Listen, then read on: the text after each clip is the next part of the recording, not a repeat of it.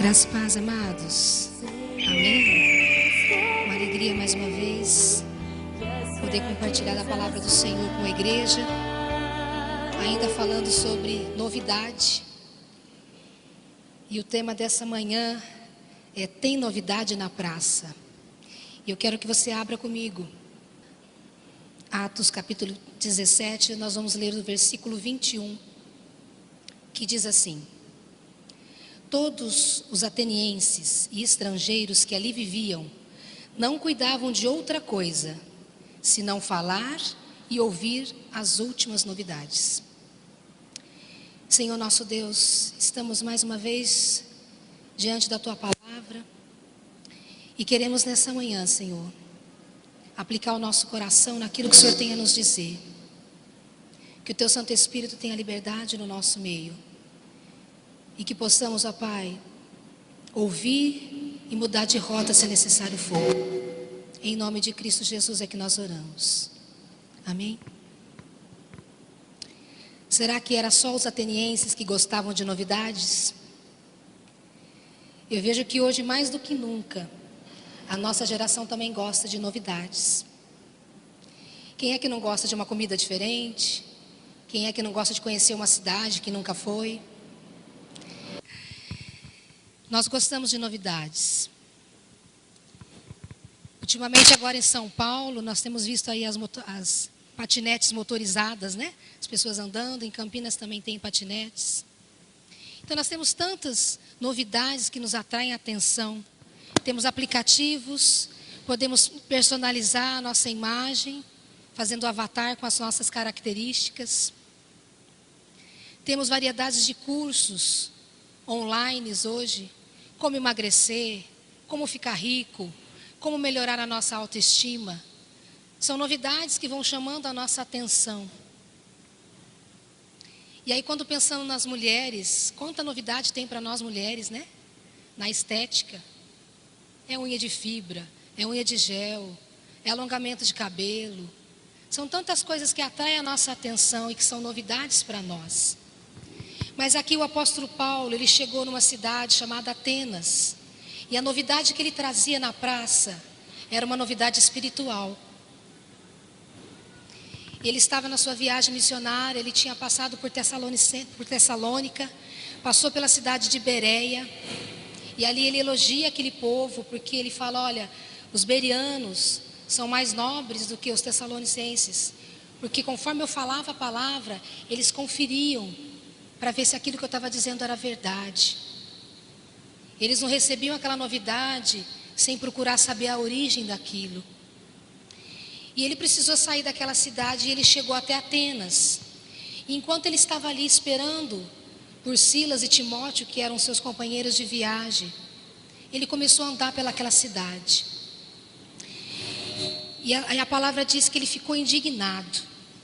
Ele ficou impressionado com a idolatria daquela cidade. Ele começou a andar por aquela cidade e começou a ver muitos altares a muitos deuses. Na cidade de Atenas, os estudiosos dizem que... é difícil hoje. Que existia mais de 30 mil altares. Tenta imaginar uma cidade com 30 mil altares a vários deuses diferentes. E no meio desses altares, o apóstolo Paulo encontra um altar ao Deus desconhecido. Quando o apóstolo Paulo vê então esse altar, aquilo chama a atenção dele. E ele era um homem de estratégia. Ele falou: é por aqui que eu vou começar. Então, no primeiro momento, ele começou a falar nas sinagogas. Ele começou a pregar o evangelho naquela cidade. Naquela cidade que era tão supersticiosa, com tantos deuses. O apóstolo Paulo começa a apresentar Jesus Cristo. Começa a falar da ressurreição. E ele começa a fazer isso no primeiro momento na sinagoga. Mas depois ele vai para um local chamado Ágora, que era a praça da cidade. E ali ele começa a falar na praça também. Então, o grupo de pessoas começa a aumentar. Os curiosos, né, que queriam saber que novidade é essa na praça, tem um homem falando algo diferente ali. E as pessoas começaram a se juntar em volta dele. E aí ele começou a chamar a atenção de alguns filósofos. Falou, quem que é esse que está falando agora, né? Começaram a se aproximar e ver. E eles falam, quem que esse tagarela está falando? E se aproximam do apóstolo Paulo. E esses filósofos convidam então Paulo para ir a um local chamado Areópago, que era um local onde eles se reuniam, era como se fosse um supremo tribunal da cidade. E nesse local também reunia-se 30 membros, que eram homens que discutiam sobre as leis e sobre a justiça, sobre as causas da cidade. Então esse local era um local conhecido, era um local onde eles podiam falar, filosofar. Então o apóstolo Paulo é convidado para ir para este local, local de destaque da cidade. Então esse local era bem conhecido. Então ele teve a oportunidade então agora, pela terceira vez, para falar para um outro tipo de público. Agora ele iria falar para os filósofos da cidade.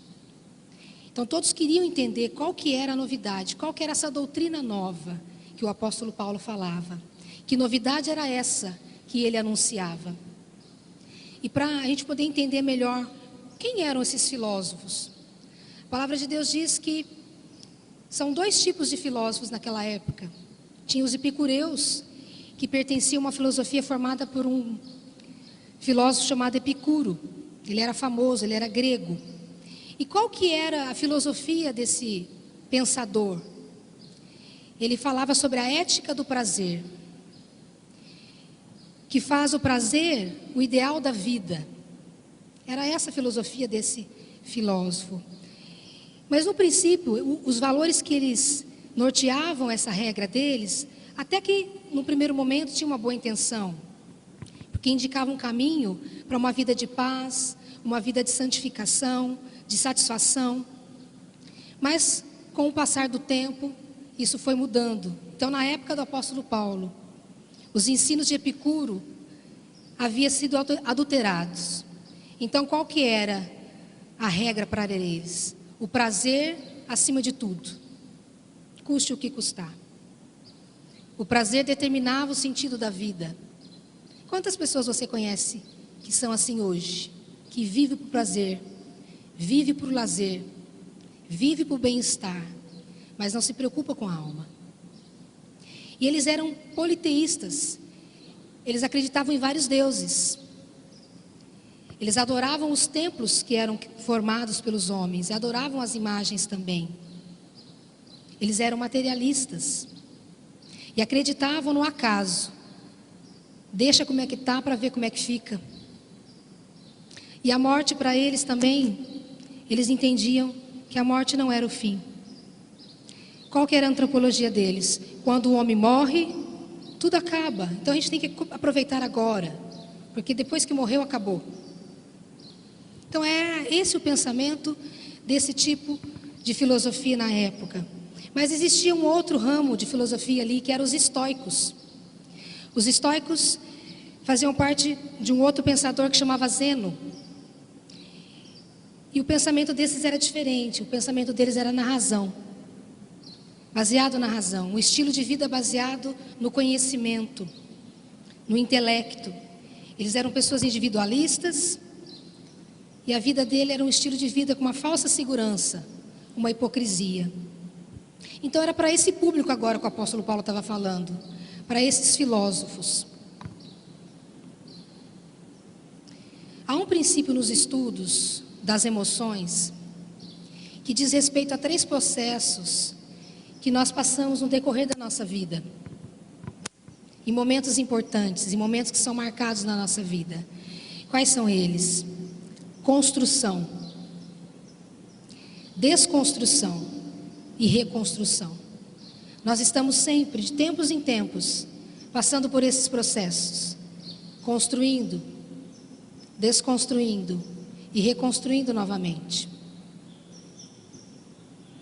E pensando então nas boas novas do Evangelho, pensando na palavra de Deus que chega ao meu coração e ao seu coração, eu quero que você se lembre como foi que você recebeu a palavra pela primeira vez, os ensinos, como que chegou até você, como que você recebeu no seu coração a palavra de Deus, o Evangelho de Jesus Cristo. As boas novas do Evangelho também causam em nós essas modificações. Só que não várias vezes, uma única vez. Essa transformação é feita uma única vez quando nós somos destronados do nosso ego. Quando o nosso ego deixa de reinar e começa então a reinar o Senhor. Então eu quero pensar sobre essas coisas com você nessa manhã. O primeiro ponto que eu quero ver com vocês é que a novidade do Evangelho parece absurdo ao conhecimento humano, mas é uma construção necessária para uma nova vida.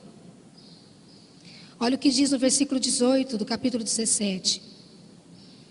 O que está tentando dizer esse tagarela? Outros diziam, parece que está anunciando deuses estrangeiros, pois Paulo estava pregando as boas novas a respeito de Jesus e da ressurreição. Paulo estava sendo menosprezado por aqueles filósofos. Quem que é esse tagarela? O que ele acha que ele tem a dizer que nós já não sabemos? Então eles se aproximaram do apóstolo Paulo achando que ele estava ali filosofando, repetindo palavras que ele aprendeu de conhecimento humano. Mas não, o apóstolo Paulo estava trazendo algo que era poder de Deus sobre a vida daqueles homens e daquelas mulheres. O apóstolo Paulo estava ali então construindo na mente dos atenienses valores novos, princípios novos do reino de Deus. Então ele começa a fazer o discurso dele, ele chama a atenção daqueles homens, ele diz assim no verso 22 e 23. Então Paulo levantou-se na reunião do Areópago e disse, atenienses, vejo que em todos os aspectos vocês são muito religiosos, pois andando pela cidade, observei cuidadosamente os seus objetos de culto e encontrei até um altar com esta inscrição, ao Deus desconhecido. Ora, o que vocês adoram, apesar de não conhecerem, eu lhes anuncio. O apóstolo Paulo então chamou a atenção deles. Então é sobre esse Deus desconhecido que ele vai falar. Agora ele tinha atenção. Agora ele tinha a oportunidade de falar desse Deus que era desconhecido para aquele povo, mas era conhecido dele, era conhecido dos discípulos. Então ele podia implantar um novo conceito sobre Deus. E aí eu penso que nós temos a oportunidade de falar com as pessoas. E quando nós temos acesso ao que as pessoas pensam, nós vemos que muito daquilo que nós falamos sobre esses filósofos ainda está no coração das pessoas. Muitas pessoas vivem pelo prazer, outras vivem pela razão, pelo conhecimento, pelo intelecto. E muitas delas dizem que Deus é um só, mas na verdade, na prática, elas agem de maneira diferente. Por quê? Porque acreditam em karma, acreditam em vidas passadas, acreditam em reencarnação, são supersticiosas, levam seus filhos para serem benzidos, fazem simpatias, têm medo da morte, têm medo de pensar ou falar sobre o juízo final, acreditam em crenças e filosofias que se opõem entre si. Uma verdadeira confusão mental. Se Deus é um só, por que eu faço tantas coisas diferentes e coisas que vão contra a palavra de Deus? Então essa mistura de crença é conflitante e coloca as pessoas que nós conhecemos exatamente do mesmo jeito que aquelas pessoas estavam em Atenas. Precisam conhecer o Deus desconhecido, precisam conhecer o Deus que nós servimos. Então eu não sei como que chegou para você o Evangelho, eu não sei se soou estranho as palavras do Evangelho para você no primeiro momento. Eu me lembro como foi comigo. Cada um tem a sua experiência, cada um tem uma criação, cada um traz consigo alguns conceitos. Mas quando nós nos deparamos com o Evangelho, nós precisamos permitir uma nova construção, novos valores. Precisamos substituir as crenças antigas, para que os valores do reino de Deus possam entrar nas nossas vidas. Elas precisam conhecer esse Deus que é amor. E a expressão do amor de Deus foi em Jesus Cristo, foi revelado em seu Filho. Nele e através dele nós temos o direito e o acesso a Deus. Não existe mais distanciamento, não existe mais separação, porque Jesus é essa ponte que nos liga novamente a Deus. Ele disse nos evangelhos: eu sou o caminho, eu sou a verdade, eu sou a vida. Ninguém vem ao Pai a não ser por mim. Essa construção precisa ser feita no coração daquele que recebe a palavra de Deus. Precisamos ter esse entendimento. Para que essa construção aconteça, precisamos ser destronados. Precisamos dar lugar aqui no nosso coração para o Senhor, para que Ele venha reinar nas nossas vidas, para que Ele venha nos governar. Precisamos abrir mão daquilo que temos até um certo orgulho de ter, o nosso conhecimento, a nossa tradição familiar. Eu preciso abrir mão disso para receber o novo de Deus. E a palavra de Deus diz lá em Gálatas, que o apóstolo Paulo, ele diz: olha, esse processo de construção é um processo doloroso. Ele compara isso a um parto. E ele diz assim: meus filhos, novamente estou sofrendo dores de parto por sua causa, até que Cristo seja formado em vocês. Até que Cristo seja formado na minha vida e na sua vida. Até que essa construção seja real na minha vida e na sua vida. Mas a palavra de Deus continua nos falando. Jesus, quando Ele se apresenta para nós, Ele traz um evangelho doce, Ele nos traz salvação. E a palavra de Deus diz que é pela graça. É pela graça que somos salvos. E então somos surpreendidos pelo amor de Deus. O Deus que revelado na pessoa de Jesus, que diz assim, que é pela graça que nós somos salvos. Não é pelo aquilo que nós fazemos. Porque pela graça sois salvos, pelo meio da fé. E isso não vem de vós, é dom de Deus. Somos salvos pela graça. Então, para que eu possa receber o novo de Deus, o antigo precisa sair. Aquilo que é antigo em mim, aquilo que foi construído em mim, precisa sair. Para que nós possamos então entrar na segunda parte, que é a desconstrução. O segundo ponto é a desconstrução. E diz assim: a novidade do Evangelho, ela desconstrói aquilo que pensamos que sabemos e que aprendemos de maneira errada. Muitas vezes recebemos por tradição muitas coisas, muitos ensinos, e precisamos permitir então essa desconstrução. Ele continua dizendo lá no versículo 19: então levaram a uma reunião no Areópago, onde lhe perguntaram: podemos saber que novo ensino é esse que você está anunciando? Você está nos apresentando algumas coisas, umas ideias estranhas, e queremos saber o que elas significam. O interessante é que nas entrelinhas, no discurso que o apóstolo Paulo continua, ele vai quebrando todos os argumentos. Ele vai então desconstruindo todos os argumentos da filosofia daqueles homens, da teologia deles, do estilo de vida que eles tinham, da filosofia, da antropologia, tanto dos epicureus quanto dos estoicos. E eu quero te convidar a ler comigo então, a partir do verso 24, qual foi esse discurso? O que o apóstolo Paulo falou para aqueles homens? E ele começa assim: o Deus que fez o mundo e tudo o que nele há, é o Senhor do céu e da terra, e não habita em santuários feitos por mãos humanas. Ele não é servido por mãos de homens, como se necessitasse de algo, porque Ele mesmo dá a todos a vida, o fôlego e as demais coisas. De um só fez Ele todos os povos, para que povoassem toda a terra, tendo determinado os tempos anteriormente estabelecidos e os lugares exatos em que deveriam habitar. Deus fez isso para que os homens buscassem, talvez tateando, pudessem encontrá-lo, embora não esteja longe de cada um de nós, pois nele vivemos, nele nos movemos e existimos. Como disseram alguns dos poetas de vocês, também somos descendência dele.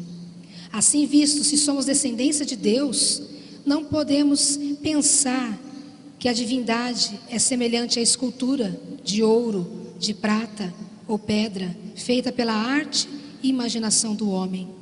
No passado, Deus levou em conta essa ignorância, mas agora ordena que todos, em todo lugar, se arrependam, pois estabeleceu um dia em que há de julgar o mundo com justiça, por meio do homem que designou, e deu provas disso a todos, ressuscitando dentre os mortos. Aqui o apóstolo Paulo começa a desconstruir todo o argumento da filosofia daqueles homens. Ele fala que Deus é criador, ele fala que Deus é soberano, que Deus governa sobre todas as coisas, que Deus não habita em templos feitos por mãos de homens. Ele fala de um juízo, ele fala de arrependimento. Tanto uma filosofia quanto a outra não aceitava que não havia necessidade de arrependimento. Um porque pensava que a vida na morte acabava aqui e não precisava de mais nada, e o outro porque pensava com a razão. Mas o apóstolo Paulo está trazendo aqui um conhecimento novo. Então está sendo desconstruído aquele conhecimento primeiro.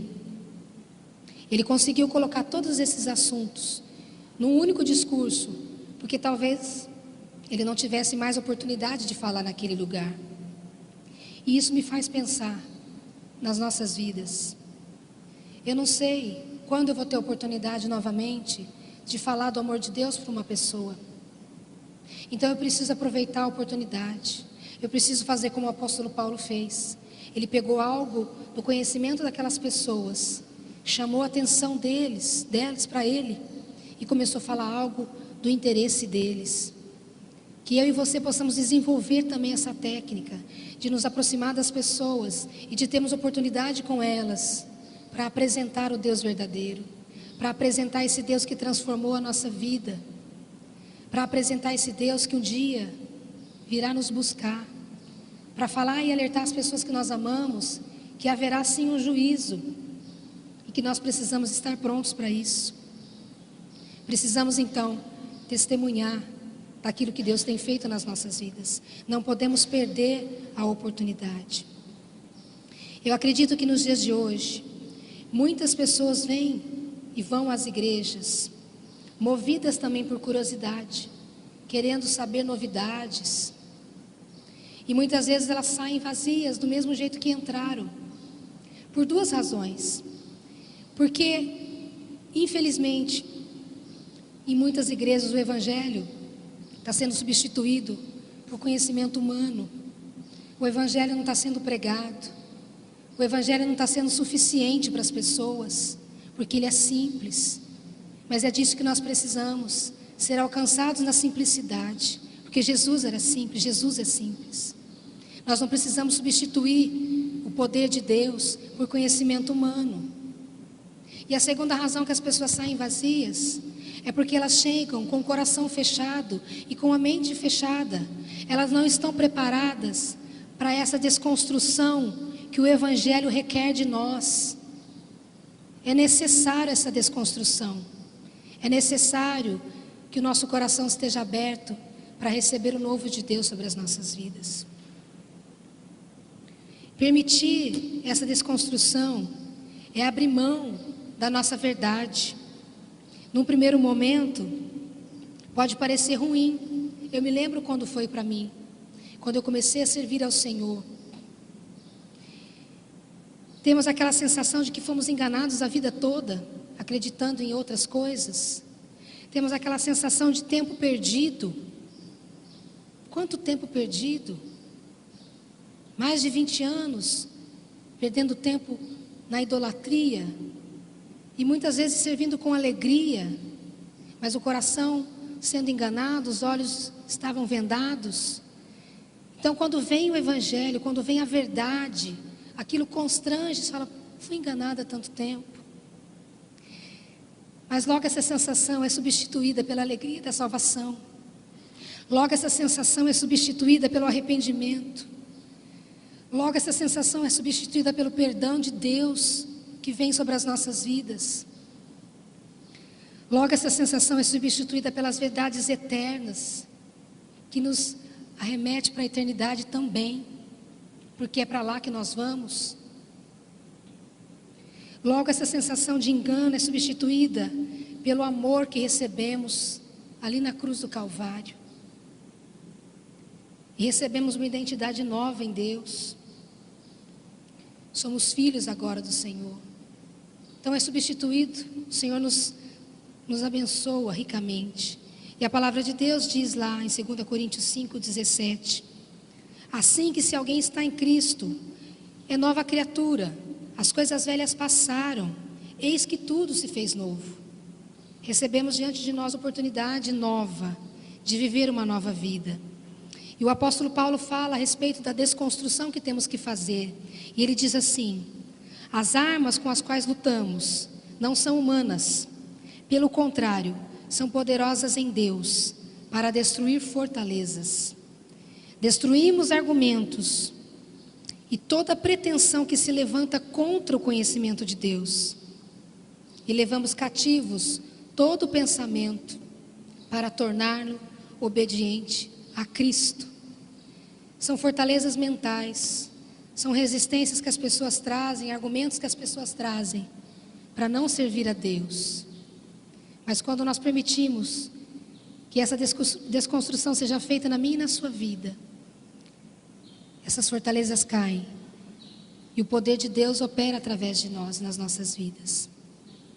Então deixar se desconstruir é pré-requisito para receber a novidade de vida e sermos totalmente transformados.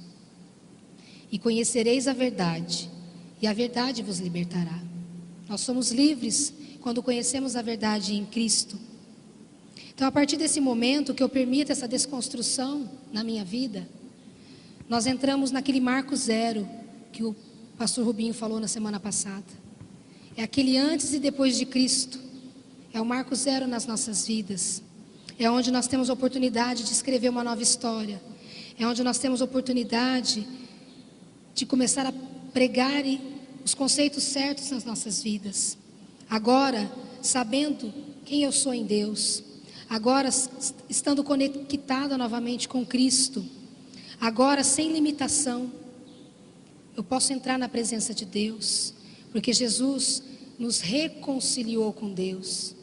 A palavra de Deus diz que o Senhor, através do seu sangue, Ele nos conecta novamente com Deus.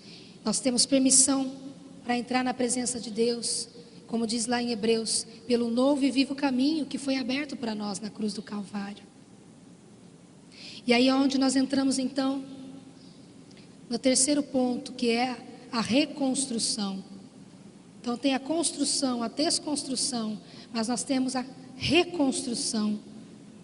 E que diz assim: a novidade do Evangelho vem para reconstruir a nossa imagem e semelhança de Deus, que foi perdida.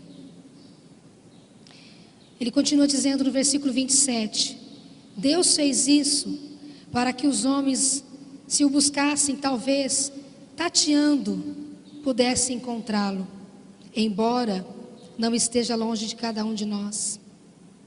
A palavra de Deus diz que quando nós buscamos a Deus de todo o nosso coração, Ele se permite ser encontrado. Buscar-me-eis, me achareis, quando me buscardes de todo o coração. Para que a gente venha buscar Deus de todo o coração, eu preciso então permitir que Ele venha reinar em mim. Não mais os meus valores, mas agora os valores de Deus. Deus na sua criação, Ele nos mostra a sua grandeza infinita. E o apóstolo Paulo diz lá em Romanos que nós somos indesculpáveis diante de Deus, só pela criação que Ele já deixou, que fala por si só. E lá em Romanos capítulo 1, a partir do 19, diz assim: pois o que de Deus se pode conhecer é manifesto entre eles, porque Deus lhe manifestou.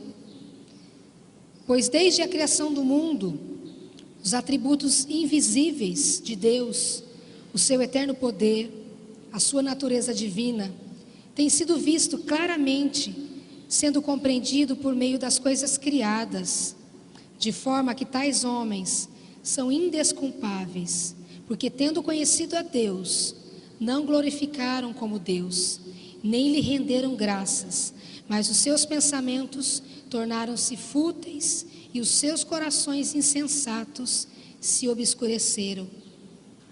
O pecado, então, nos desfigurou e nos separou de Deus. Mas a própria natureza mostra quem é esse Deus. Que Ele é esse Deus criador, que Ele é esse Deus soberano e supremo.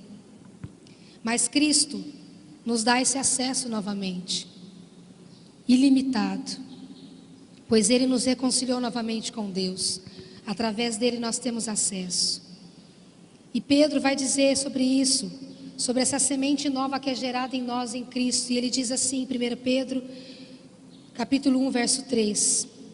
Bendito seja o Deus e Pai do nosso Senhor Jesus Cristo, que segundo a sua grande misericórdia, nos gerou de novo para uma viva esperança, pela ressurreição de Jesus Cristo dentre os mortos. E ele continua dizendo no 23, sendo de novo gerados, não de semente corruptível, mas de incorruptível, pela palavra de Deus, viva, que permanece para sempre. Nessa reconstrução, então, nós somos gerados novamente, como uma semente incorruptível. Quando nós recebemos o Senhor Jesus, nós recebemos o selo do Espírito Santo sobre as nossas vidas. E temos então o Espírito Santo de Deus habitando em nós. Temos então essa semente incorruptível em nós. Então podemos dizer que a partir de agora sim, nós temos uma vida nova. Podemos viver em novidade de vida. A palavra de Deus então começa a nos limpar. A palavra de Deus começa a nos ensinar a como viver. Por isso que o novo convertido precisa ler a Bíblia. O novo convertido precisa aprender a orar. E quando começamos a ler, começamos a orar, começamos a participar dos cultos, nós começamos a ser limpos, começamos a obedecer a Deus, porque agora eu entendo o que eu preciso fazer e o que eu preciso abandonar. A palavra de Deus começa a fazer sentido para mim e para você. E nós começamos a mudar as nossas prioridades. Nós colocamos Deus em primeiro lugar. Nós colocamos as coisas do reino em primeiro lugar. E aí nós vamos colocando as prioridades. Mas sempre o Senhor vai vir em primeiro lugar. O nosso melhor tempo com Ele. O nosso melhor horário do dia com Ele. Sempre o Senhor em primeiro lugar nas nossas vidas. E quando acontece isso com o homem e com a mulher, quando encontra com o Senhor, quando vem essa reconstrução sobre a vida do crente, Ele coloca dentro de nós um propósito. Ele coloca para mim e para você um ministério a ser desenvolvido. E Ele diz assim, lá em 2 Coríntios 5, do 18 em diante, tudo isso provém de Deus, que nos reconciliou consigo mesmo, por meio de Cristo, e nos deu o ministério da reconciliação. Ou seja, que Deus em Cristo estava reconciliando consigo o mundo, não lançando em conta os pecados dos homens, e nos confiou a nós, e nos confiou a mensagem da reconciliação. Portanto, somos embaixadores de Cristo, como se Deus estivesse fazendo o seu apelo por nosso intermédio. Por amor de Cristo, lhe suplicamos, reconcilie-se com Deus. Esse tem que ser o nosso discurso a partir de agora. Nós temos que ser essas pessoas que vão querer trazer a reconciliação também para aqueles que ainda não conhecem a palavra de Deus.